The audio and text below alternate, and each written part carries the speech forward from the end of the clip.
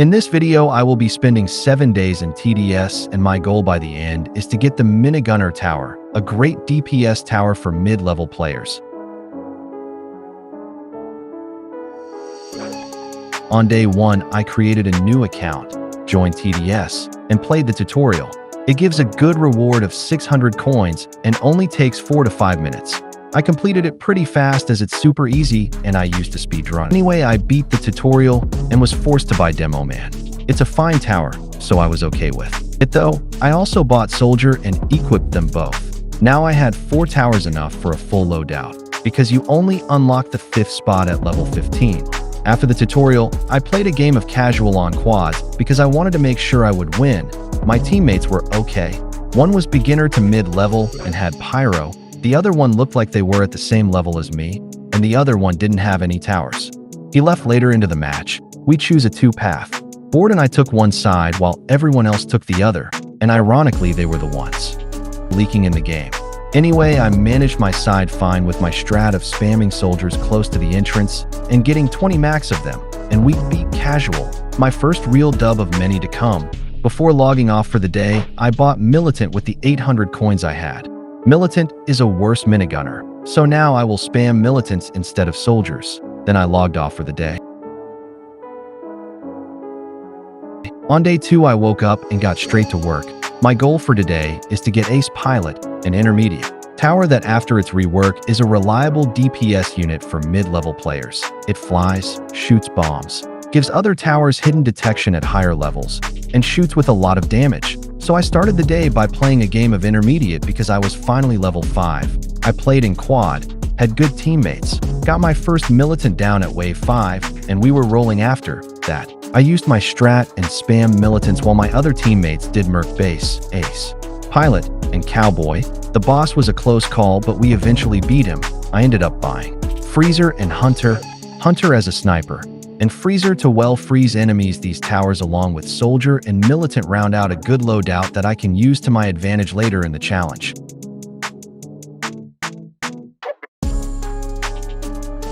On day 3, it was time for a breakthrough that started with a game of easy mode solo, which I tried to speedrun, but with all due respect to bad loadout, I only got an average time of 11 minutes. But I did get more coins, which is always good. Then I played a game of intermediate on quad. My teammates weren't the best in terms of towers, but they had the right idea, speedrun, and I joined them. And we did the best speedrun possible with our relatively bad loadouts.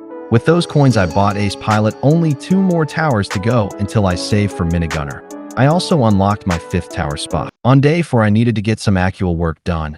I wanted to get Farm and Pyromancer. So I started by claiming some achievements which got my coins to 1,600. Then I played a game of intermediate on quads in which my teammates did a lot of the heavy lifting. I just placed max hunters the entire time. We won. Now I had 2,245 coins, and I bought Pyromancer. Now I just needed 1,000 more coins to get Farm.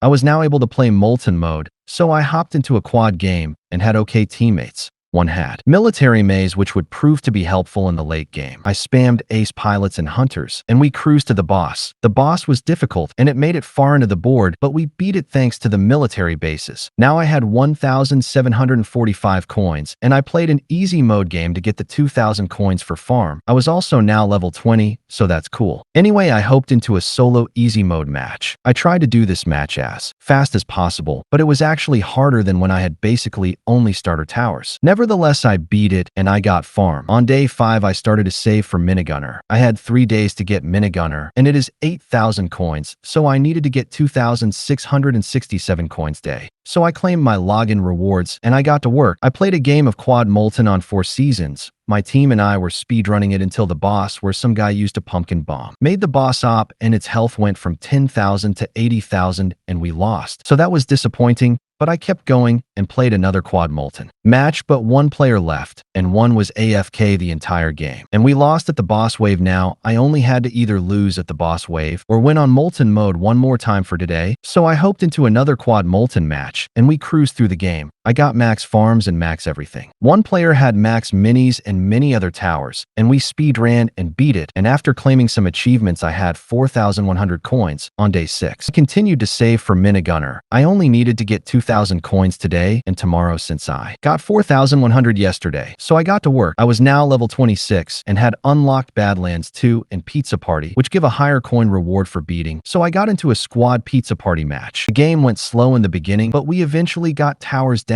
and were rolling after that. We made it to the boss wave and cruised through Walks the Fox. We beat it on my first game, something even my main account didn't do, and I got 1,200 coins. Now I only needed 800 more for today, and after claiming my achievement for it, I got that 800 coins. Finally, day 7, the day we have all been waiting for. I started the day by reminiscing about all the towers that I have gotten on this account on the 6 days I have played: Scout, Sniper, Demo Man, Soldier, Hunter, Militant, Pyromancer, Ace Pilot, Farm, and Freezer. The only one left is Minigunner, and that's what I'm getting today. I started by playing Badlands. It gives me the same amount of coins, but if I beat it, I will get more coins from the achievements. If I beat that one time and then beat Molten Mode, once I would have enough coins to get Minigunner. So I started by playing Badlands on quad. I played it a couple of times, but lost in the middle game on each time. At the end, I only needed 400 more coins. So I played casual mode, the game mode I started on, so it only is fitting that I end on it. I played it quad and tried to speedrun it. We cruised through the game. On player had Warden, I had Ace Pilot, and many more towers were used in the game, and at the end this happened. I had gotten Minigunner and the challenge was over. After 7 days I had finally done it. I had gotten Minigunner. This video was very fun to film, but took a while, so consider subscribing because it helps me a lot.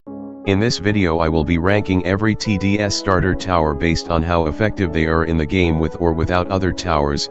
Starting with Soldier, I put it in B tier because it is a good early and mid-game tower but doesn't have any buffs to other towers. Then I have Scout, I put it in C tier because it is a good early game tower and okay mid-game tower but not as good as Soldier in my opinion.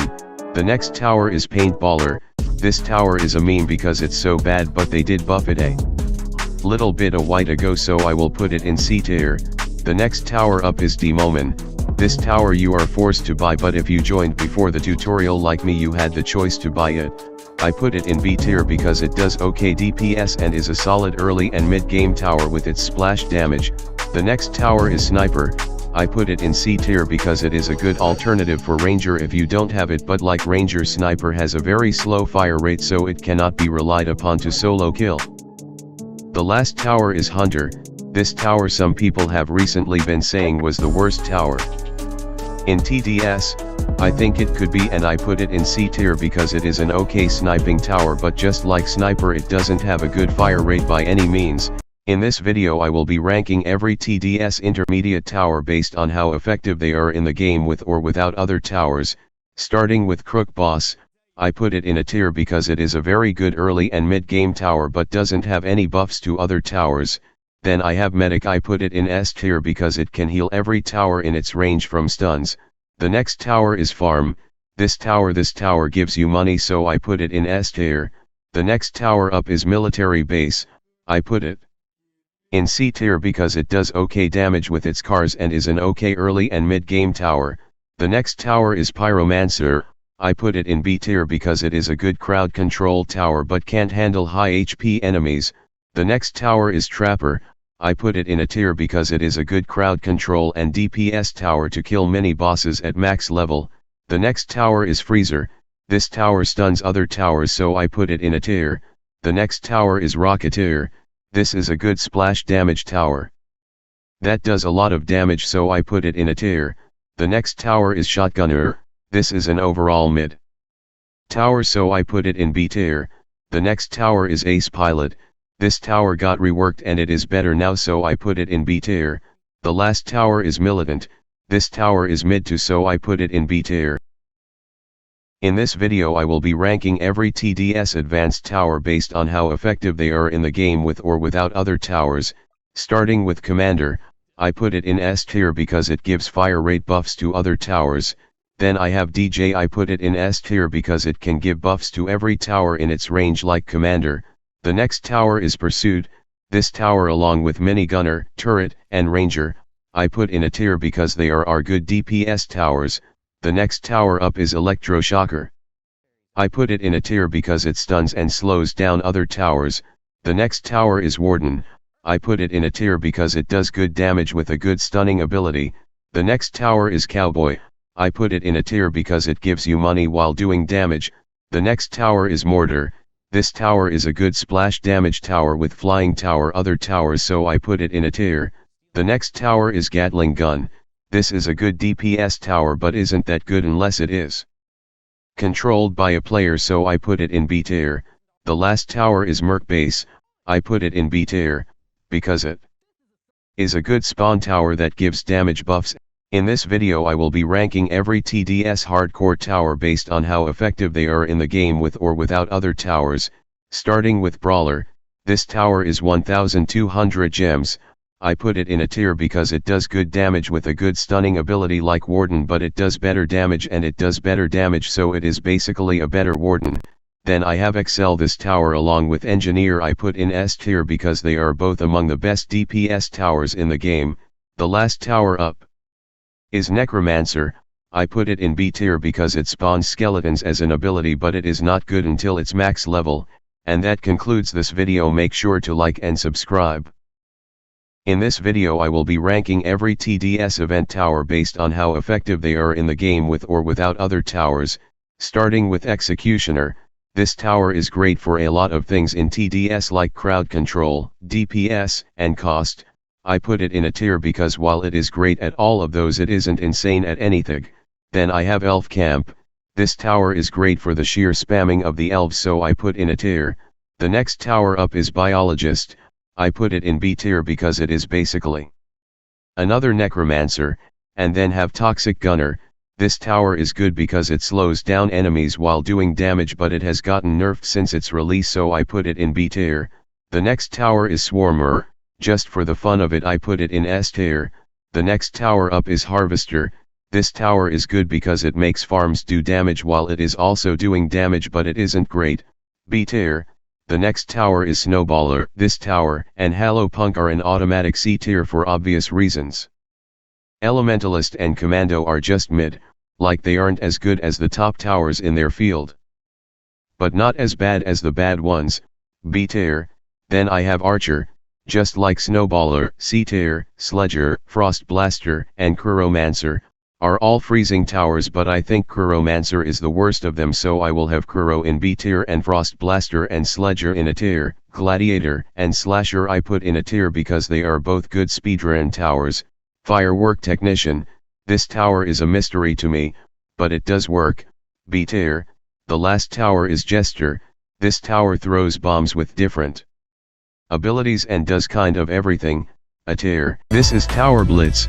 It was released on February 28, 2020. It was a very popular game at one point, being at 10,000 players, but soon it fell off. In this video we will be seeing why Tower Blitz fell off. As I said before, Tower Blitz was released on February 28, 2020. It was a very popular game at one point, being at 10,000 players, but soon it fell off. The reason it fell off was because it lacked consistency. It had the update schedule that was similar to TDS old update schedule with one update every other month. Without a developed player base this doesn't work, and that is why Tower Blitz died off. Make sure to like and subscribe. Now let's turn our attention to Toilet Tower Defense. This is Toilet Tower Defense. It was released on June 17, 2023, fairly recently. It was very popular at one point, hitting 300,000 players, but soon fell off. In this video we will be seeing why it fell off. The reason it fell off was because it is based off a trend called Skibidi Toilet, which is now a dying trend, so the game died. It also doesn't have as good UI and gameplay mechanics as TDS. Make sure to like and subscribe and check out this video.